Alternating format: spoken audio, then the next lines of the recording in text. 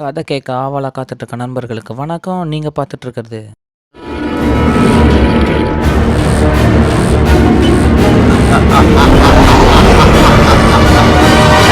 ஒரு கதை சொல்லவா? போன சாப்டரில் ஐசக் சக்ஸஸ்ஃபுல்லாக மனுஷங்க வாழக்கூடிய பூமியை கண்டுபிடிச்சி அங்கே போயிட்டான். பட் அவன் போன இடம் அரசர்கள் வாழக்கூடிய இடம் மாதிரி தெரியுது. ஸோ அடுத்து என்ன அது பார்க்கலாம்.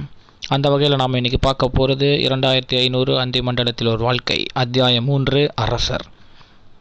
ஸோ ஐசக்கு கிட்ட போன அந்த காவலாளிகள் பேச ஆரம்பிக்கிறாங்க. யார் நீ? பார்ப்பதற்கு வினோதமாக இருக்கிறாயே அப்படின்னு ஒரு காவலாளி சொல்ல, ஆமாம், இவன் பார்ப்பதற்கு அயல்நாட்டை சேர்ந்தவன் போல் தெரிகிறான் அப்படின்னு இன்னொரு காவலாளி சொல்கிறான்.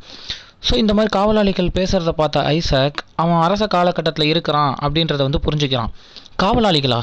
அப்போ இது அரச காலகட்டமா? இவங்க கிட்ட சொல்லி புரிய வைக்க முடியாதே. இவங்க கிட்டேருந்து தப்பிக்கணும்னா நம்ம சைடில் உருட்டிட வேண்டியது தான் அப்படின்னு ஐசக் தனக்கு தானே பேசிக்கிறான். ஒரு வீரன் பேசுகிறான். ஏய் அந்நியனே, உன்னை தான், பதில் சொல், யார் நீ அப்படின்னு கேட்க, அதுக்கு ஐசக், நான் கிரேக்க நாட்டை சேர்ந்தவன், நான் கடல் மூலம் வணிகம் செய்பவன், அவ்வளவுதான் உங்களிடம் சொல்ல முடியும். எதுவாக இருந்தாலும் உங்கள் மன்னரிடம் அழைத்து செல்லுங்கள், அவரிடம் கூறுகிறேன் அப்படின்னு ஒரு பெரிய பொய்யா சொல்கிறான். பத்தாதைக்கு குரலை மாற்றி வேற பேசுகிறான். ஐசக் சொன்னதை கேட்ட காவலாளிகள், இவன் கூறுவது நம்பகத்தன்மை வாய்ந்ததாக இல்லையே அப்படின்னு அவங்களுக்குள்ளேயே பேசிக்கிறாங்க. ஆம், நாம் வரும்போது பார்த்தீர்கள் அல்லவா, தனக்குத்தானே பேசி கொண்டிருந்தான். அதோடு வினோதமாக ஏதோ ஒரு விலங்கு வேறு வைத்திருக்கிறான் அப்படின்னு இன்னொரு வீரன் சொல்கிறான். ஒருவேளை மனநலம் குன்றியவனாக இருப்பானோ அப்படின்னு மூன்றாவதாக இன்னொரு வீரன் சொல்ல, இவங்க பேசிக்கிட்டதை கேட்ட அந்த காவலாளிகளோட தலைவன், பேசாமல் இவனை கைது செய்து மன்னரிடம் ஒப்படைத்து விடுவோம், அதுதான் சரியாக இருக்கும் அப்படின்னு சொல்கிறான். இந்த மாதிரி காவலாளிகள் ஐசக்கை கைது செய்யறதை பற்றி பேசிக்கிட்டு இருக்க, அப்போது அந்த கூட்டத்தில் ஒரு வீரன், சரி இவனை கைது செய்ய ஏதேனும் காரணம் வேண்டுமே அப்படின்னு அந்த தலைவரிடம் கேட்க, அப்போ அந்த தலைவர் சொல்கிறாரு, ஆம், தற்போது அவனிடம் கேட்ட கேள்விக்கு சரியாக அவன் பதில் கூறவில்லை அல்லவா, இந்த காரணம் போதாது அவனை கைது செய்வதற்கு அப்படின்னு சொல்லிட்டு, வீரர்களே இவனை கைது செய்யுங்கள் அப்படின்னு சொல்ல, மற்ற வீரர்கள் அந்த தலைவரோட கட்டளைப்படி ஐசக்கை ஈட்டி முனையில் கைது பண்ணுறாங்க.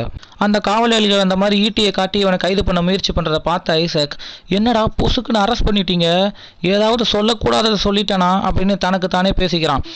என்னை கைது செய்து எங்கே அழைத்து செல்கிறீர்கள் அப்படின்னு ஐசக் ஒரு வீரன் கிட்ட கேட்க, அதற்கு அந்த வீரன் உன்னை கைது செய்து மன்னரிடம் அழைத்து செல்ல போகிறோம் அப்படின்னு பதில் சொல்கிறான். அதை கேட்ட ஐசக், என்னடா வீரர்கள் நீங்கள், கூட்டிகிட்டு போகத்தாண்டா சொன்னேன், அப்படியே கூட்டிகிட்டு போகிறத விட்டுட்டு கைது பண்ணி கூட்டிகிட்டு போகிறீங்க அப்படின்னு மனசுக்குள்ளே தனக்கு தானே பேசிக்கிறான். அப்புறம் அந்த காவலாளிகிட்ட, கைது பண்ணி கூட்டிகிட்டு போறீர்கள், சரி இது எந்த ஊர் என்றாவது சொல்லுங்களேன் அப்படின்னு கேட்க, பேசாமல் வருகிறாயா, இல்லை உன்னை ஒற்றன் என்று கூறி இங்கேயே ஓட விட்டு கொன்று விடுவோம், யாராவது கேட்டால் தப்பிக்க முயன்றதால் எங்கள் ஈட்டிக்கு பலியாகி விட்டான் என்று கூறிவிடுவோம் அப்படின்னு அந்த வீரன் பதிலுக்கு ஐசக்கை மிரட்டுற மாதிரி பேச, அந்த வீரன் சொன்னதை கேட்ட ஐசக், என்னது என்கவுண்டரா அப்படின்னு மனசுலேயே நினச்சிக்கிட்டு வேற வழி இல்லாமல் அமைதியாக அந்த காவலாளிங்க கூட நடந்து போகிறான். இப்படியே கொஞ்சம் தூரம் நடந்து போக ஒரு கிராமம் வருது. அந்த கிராமத்தை அப்படியே கடந்து போகிறாங்க. ரொம்ப அப்படியே நடந்து போய்கிட்டே இருக்காங்க. அப்படியே அந்த கிராமத்தை கடந்து காவலாளிகள் ஐசக்கை அரண்மனைக்கு கூட்டிகிட்டு போகிறாங்க. அந்த அரண்மனை பிரம்மாண்டமாக இருக்கிறத பார்த்து ஐசக் அப்படியே ஆச்சரியத்தோடு பார்த்துக்கிட்டே வரான். இந்த அரண்மனை எவ்வளோ அழகாக இருக்குது, கலைநயத்தோடு இருக்குது அப்படின்னு தனக்கு தானே பேசிக்கிட்டு அங்கே வாழ்கிற மக்கள் பேசுகிற பாஷை அதெல்லாம் அப்படியே கவனிச்சிக்கிட்டே நடந்து போகிறான். இருக்கிற மக்கள் பேசிக்கிறத வச்சு பார்த்தா நாம் இருக்கிறது தஞ்சை அப்படின்னு மட்டும் தெரியுது. ஆனால் என்ன வருஷம் யார் அரசர்னு தெரியலையே, சரி பார்ப்போம் அப்படின்னு தனக்கு தானே பேசிக்கிட்டு ஆர்வமாக காவலாளிகளோட அரண்மனையை நோக்கி ஐசக் நடந்து போய்கிட்டு இருக்கான். அந்த மாதிரி நடந்து போய்கிட்டு இருக்கும்போது சுற்றி இருக்கிற மக்கள் கூட்டம் எல்லாம் இவனை பார்த்து ஏதோ வித்தியாசமாக பேசுகிறத ஐசக் கவனிக்கிறான். அப்படியே அவங்கள பராக பார்த்துக்கிட்டே நடந்து போய்கிட்டு இருக்கும்போது சுற்றி இருக்கிற மக்கள் கூட்டத்திலேருந்து ஒரு குட்டி பையன் ஓடி முன்னாடி பதிவில் பார்த்த மாதிரி ஒரு உடையை தட்டையாக மாற்றி அவன் இடுப்பில் சொருகி வச்சுருக்கான் பாருங்கள். ஸோ அந்த பொருளை எடுத்துக்கிட்டு ஓடுறான். அதை பார்த்த ஐசக்கு காவலாளிகள் அந்த டிஸ்ட்ராக்ட் ஆகும்போது கரெக்டாக அப்படியே கூட்டத்தில் நழுவி அந்த குட்டி பையனை துரத்திக்கிட்டு ஓடுறான். ஐசக் ஓடுறதை பார்த்த ஒரு காவலாளி இவன் தப்பிச்சு போகிறதா தப்பாக நினச்சிட்டு காவலாளிகளோட அந்த தலைவன் கிட்ட விஷயத்த சொல்கிறான். அதை கேட்ட அந்த காவலாளிகளோட தலைவன், காவலாளிகளை அவனை பிடியுங்கள் அப்படின்ட்டு உத்தரவிட மற்ற வீரர்கள் எல்லாம் ஐசக்கை துரத்திக்கிட்டு ஓட ஆரம்பிக்கிறாங்க. அந்த உடையை திருடிக்கிட்டு போன அந்த குட்டி பையனை ஐசக் துரத்தி பிடிச்சி ஒரு முட்டு செந்தில் மடக்கி பிடிக்கிறான். தம்பி பயப்படாத, தயவு செய்து நீ கையில் வச்சிருக்கிற பொருளை என்கிட்ட கொடுத்துருப்பா, அது ரொம்ப முக்கியமானதுப்பா அப்படின்னு அன்பாக பேசி அந்த குட்டி பையன்கிட்ட அந்த பொருளை வாங்கிறதுக்கு ஐசக் முயற்சி பண்ணுறான். யார் நீ? பார்ப்பதற்கு வித்தியாசமாக இருக்க, இது என்ன அவ்வளவு முக்கியமா அப்படின்னு அந்த குட்டி பையன் கேட்க, ஆமாப்பா, இது ரொம்ப முக்கியமான பொருள் தான். அந்த பொருள் நான் இந்த நாட்டு அரசருக்கு கொண்டு வந்தது. இப்போ நீ அதை எடுத்துகிட்டு போயிட்டேன்னா அவங்க என்னை என்ன பண்ணுவாங்கன்னே எனக்கு தெரியாது. உயிர் எடுக்கிறதுக்கு கூட வாய்ப்பு இருக்குது. தயவு செய்து கொடுத்துருப்பா அப்படின்னு ஐசக்கு கெஞ்சாத குறையாக கெஞ்சி பார்க்குறான். இவன் ஐசக் இந்த மாதிரி கேட்டுட்டு இருக்க அதே நேரம் அங்கே காவலாளிகள் இவனை துரத்திட்டு வர அதை பார்த்து அந்த குட்டி பையன் மின்னல் வேகத்தில் அந்த உடையை வந்து ஐசக் கிட்ட தூக்கி போட்டுட்டு அங்கேருந்து சிட்டா பறந்து ஓடிடுறான். ஐசக் இந்த மாதிரி முட்டு சந்தில் நின்றுட்டு இருக்கிறத பார்த்து அந்த காவலாளிகளை ஒருத்தன் ஈட்டியோட அடிப்பகுதியால் ஐசக்கோட தாடையில் ஒரே அடியாக அடிக்கிறான். அடி வாங்கிய ஐசக் வந்து அப்படியே தாடையை பிடிச்சிக்கிட்டு கீழே விழுகிறான். அதே நேரம் அங்கே வந்த காவலாளிகளோட தலைவன், போதும் நிறுத்து, பார்ப்பதற்கு நோஞ்சான் போல் தெரிகிறான், இறந்து விட போகிறான், பிறகு மன்னருக்கு நாம் தான் பதில் சொல்ல வேண்டும், சுற்றி பார், மக்கள் கூட்டம் வேறு இருக்கிறார்கள் அப்படின்னு சொல்ல மற்ற காவலாளிகள் எல்லாம் கீழே விழுந்த ஐசக்க அப்படியே கைத்தாங்களா தூக்கி மறுபடியும் அரண்மனையை நோக்கி கூட்டிட்டு போறாங்க. வாயில ரத்தம் ஒழுக ஒழுக காவலாளிகள் ஐசக்கை கூட்டிட்டு அரண்மனைக்குள்ள வந்துடுறாங்க. அங்கே பார்த்தா அரண்மனைக்கு முன்னாடி கடல் மாதிரி மக்கள் கூட்டம் அப்படியே குமிஞ்சு நிற்கிறாங்க. ஸோ அந்த கூட்டத்தை பொழந்துக்கிட்டே இவங்க ஐசக்கை கூட்டிகிட்டு உள்ளே போகிறாங்க. அப்போது காவலாளிகளோட தலைவன், சரி வீரர்களே, இவனை நான் அரசவைக்கு அழைத்துச் செல்கிறேன், நீங்கள் சற்று மக்கள் கூட்டத்தை சற்று விளக்குங்கள் அப்படின்னு சொல்லிட்டு ஐசக்கை கூட்டிகிட்டு அரசவைக்கு போகிறாரு. அரசவையில் அரசரை பார்க்கறதுக்கு நிறைய மக்கள் வந்து காத்துட்ருக்காங்க. அந்த கூட்டத்தில் ஒரு ஓரமாக ஐசக்கை வந்து கூட்டிகிட்டு போய் தலைவன் நிற்க வைக்கிறாரு. ஐசக் வந்து மன்னர் யாருன்றதை தெரிஞ்சுக்கிறதுக்காக அப்படியே ஆர்வமாக காத்துட்டு இருக்கும் போது திடீர்னு அங்கே இருக்கிற மக்கள் கூட்டம் ஒரு திசையை பார்த்து கரகோஷம் எழுப்ப ஆரம்பிக்கிறாங்க. அப்படியே அந்த கரகோஷத்துக்கு நடுவில் இருந்து ஒருத்தர் நடந்து வராரு. ஐசக் யார் அவருன்னு எட்டி பார்க்க அதே நேரம் மக்கள் எழுப்பின கரகோஷத்துடைய ஒளி ஐசக் காதில் விழுகுது. அவங்க என்ன பேர் சொல்லி கரகோஷம் எழுப்புறாங்களோ அந்த பேரை கேட்ட அடுத்த செகண்ட் ஐசக் அப்படியே நடுநடுங்கி போகிறான். ஏன்னா அவன் கண்ணு முன்னாடி இப்போ நடந்து வந்துக்கிட்டு இருக்கிறது தஞ்சை ஆளும் நம் தமிழ் மாமன்னன் உடையார் ஸ்ரீ ராஜராஜ சோழன்.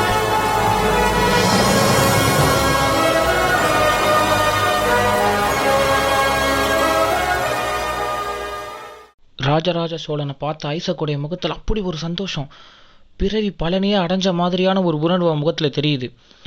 அரசர் அப்படியே மக்கள் கரகோஷத்தோட அப்படியே அவனை கடந்து சிம்மாசனத்தை நோக்கி போறாரு. ஐசக் அப்படியே மெய் மறந்து பார்த்துக்கிட்டு இருக்கான். அரசர் அப்படியே நேராக போய் சிம்மாசனத்தில் உட்கார்றாரு. அவரோட ஒரு கை எடுத்து ஒரு தொட மேலே வச்சு அப்படியே இன்னொரு கையால் அப்படியே மேசையை முறுக்கிக்கிட்டு கம்பீரமாக உட்காரத்தை பார்த்து ஐசக் அப்படியே சிலிர்த்து போகிறான். அந்த மாதிரி அரசர் அப்படி உட்காந்துக்கிட்டு இருக்க அவர் ஐசக் மெய் மறந்து பார்த்துக்கிட்டு இருக்க ஒரு அமைச்சர் அரசர் பக்கத்தில் ஓடி வராரு. அரசே, மக்கள் கூட்டம் உங்களை காண காத்து கொண்டிருக்கிறார்கள் அப்படின்னு சொல்ல அரசர் அப்படியே அங்கே நின்றுக்கிட்டு இருக்கிற மக்கள் கூட்டத்தை அப்படியே பார்க்குறாரு. அப்படியே ஓரமாக நின்றுட்டு இருக்க ஐசக்கையும் பார்க்குறாரு.